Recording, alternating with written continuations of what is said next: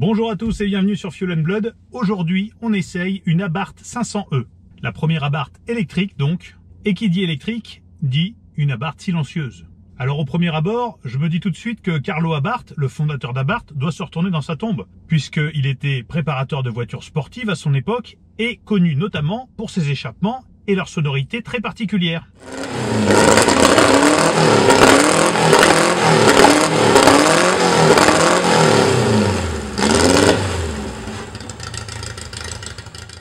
Donc sur le papier, il y a comme une erreur de casting. Mais les temps sont ce qu'ils sont et les petites sportives deviennent peu à peu électriques. On va donc faire le tour de cette Abarth 500E pour voir ce qu'elle vaut vraiment.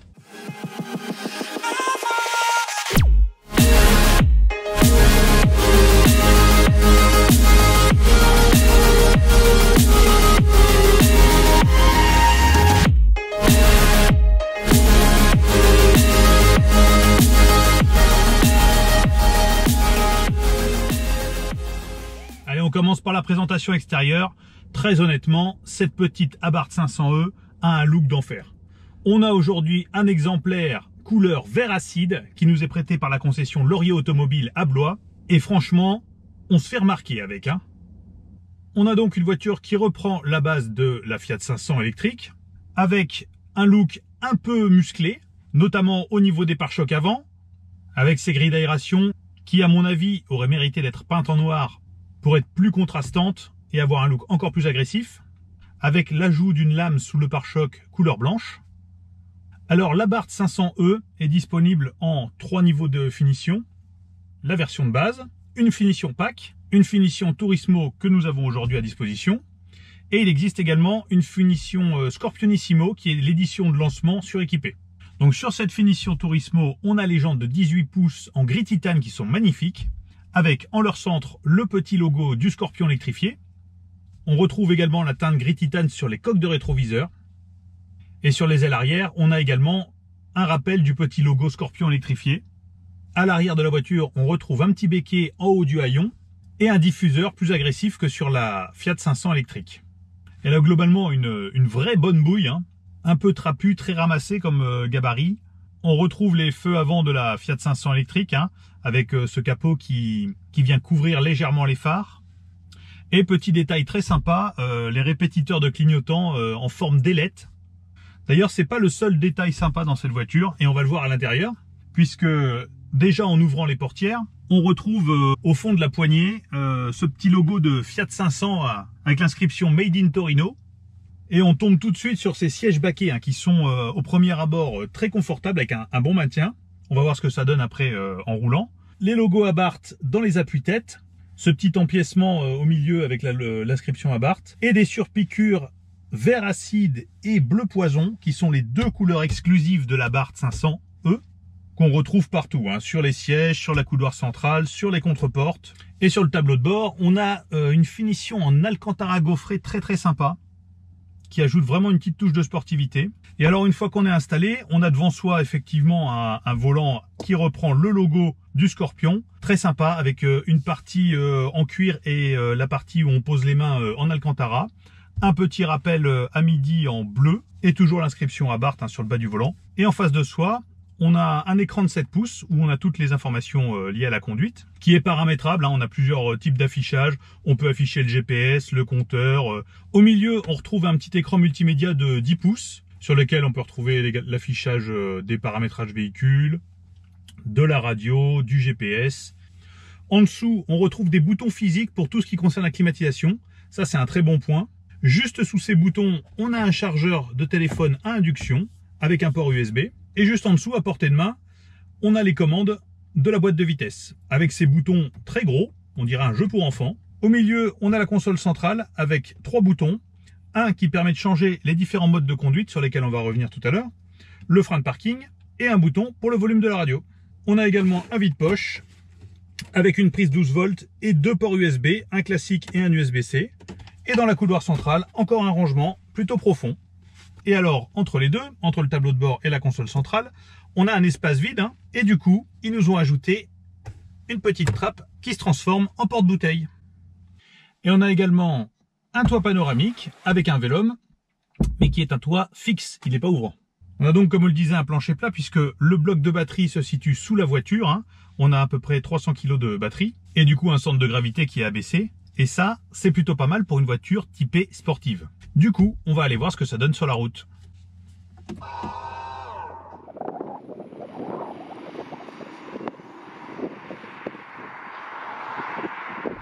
Allez, nous voilà partis avec cette Abarth 500e qui a donc un moteur électrique d'une puissance de 114 kW, hein, soit 155 chevaux, et un couple de 230 Nm. Elle dispose donc d'une batterie de 42 kW, ce qui lui confère une autonomie théorique de 265 km. Mais ça, bien entendu, ça dépend grandement de la façon dont vous conduisez. Et pour conduire, donc, vous avez le choix entre 3 modes qui sont sélectionnables via la petite molette qu'on a là sur la couloir centrale. On a donc un mode Turismo, qui est le mode qui vous permet de ménager la batterie au maximum et sur lequel la puissance est bridée à environ 135 chevaux et qui vous permet d'avoir un freinage régénératif, c'est-à-dire que quand on lève le pied de l'accélérateur, la voiture freine jusqu'à l'arrêt total. Ensuite, on a le mode Scorpion Street qui lui permet d'utiliser la totalité de la puissance de la voiture, les 155 chevaux, mais qui garde le freinage régénératif au lever de pied. Et enfin, on a le mode Scorpion Track qui lui permet d'avoir la totalité de la puissance avec un freinage régénératif quasi nul. Donc on a une voiture qui garde son élan au lever de pied pour une conduite un peu plus sportive et intuitive. Alors en mode Turismo, on a quasiment l'équivalent d'une Fiat 500 électrique. C'est un mode plutôt cool qui convient très bien au trajet urbain et à la vie de tous les jours. Mais on est quand même dans une Abarth et comme on aimerait bien voir ce qu'elle a un petit peu sous le capot, on va tout de suite s'intéresser au mode le plus sportif, c'est-à-dire le Scorpion Track. Et on va voir ce que ça donne quand on hausse un petit peu le rythme.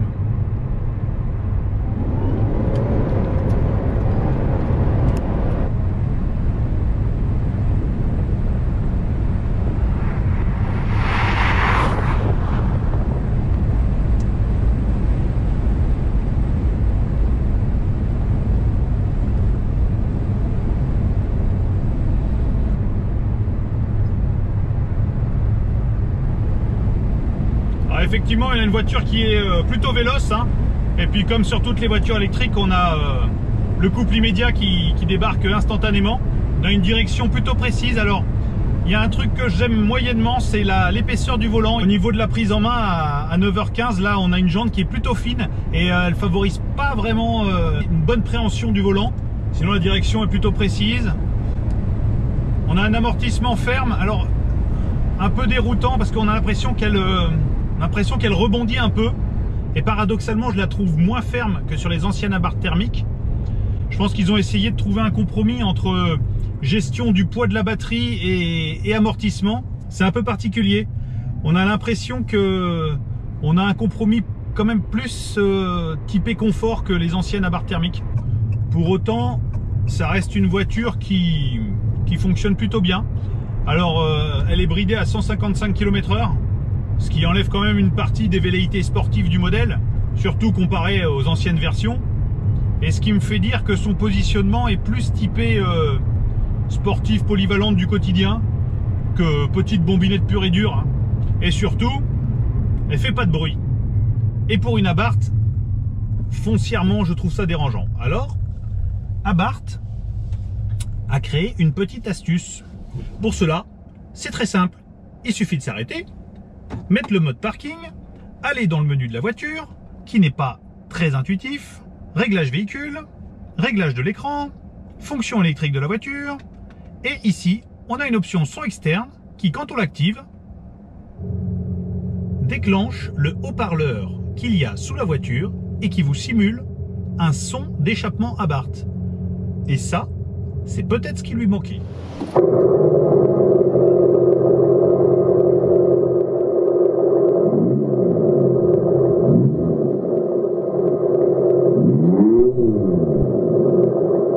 Allez, on repart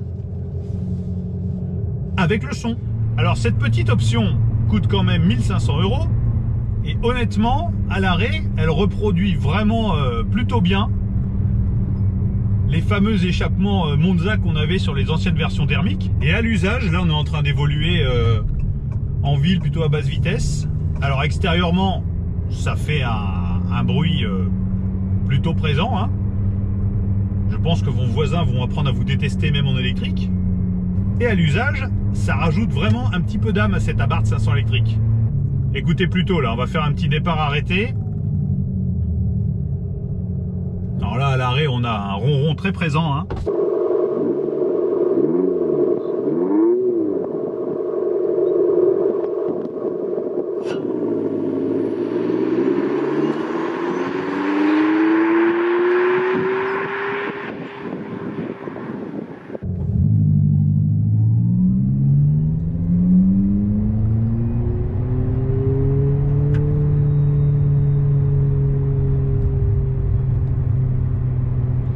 L'accélération, vraiment,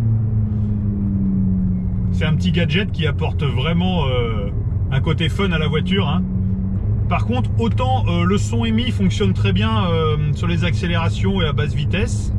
Par contre, dès qu'on commence à faire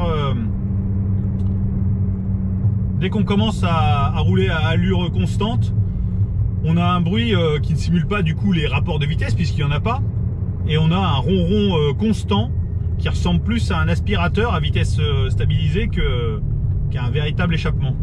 Donc c'est rigolo, mais je pense que quand on fait de la route, il vaut mieux l'éteindre.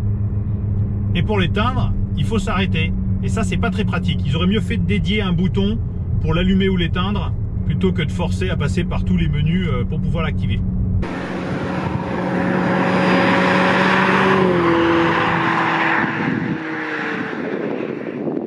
Sur une petite route sinueuse où vous avez des accélérations et des ralentissements, c'est marrant, ça apporte vraiment un petit côté amusant.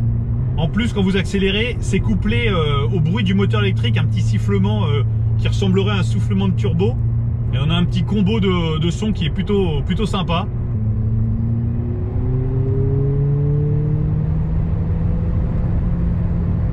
Ouais, ça manque de passage de rapport, hein, au niveau auditif, c'est frustrant presque. Et ils auraient pu pousser le vice aux décélérations à ajouter des pétarades artificielles, quoi, comme on avait sur les échappements Monza. Bref, c'est un gadget génial, mais à 1500 €, ça commence à faire cher.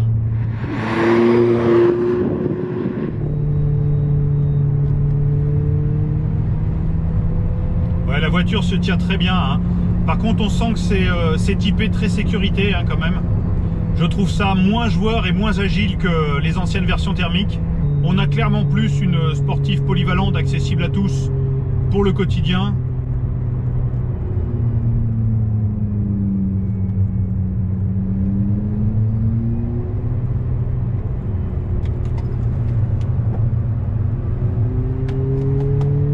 Voilà, ça répond bien, mais les suspensions sont vraiment souples, hein.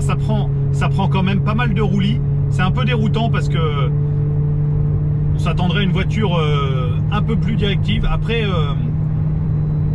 autant avec une ancienne Abarth thermique, on pouvait aller s'amuser sur le circuit, autant celle-ci, je pense qu'elle est vraiment moins adaptée à ce genre d'exercice, hein.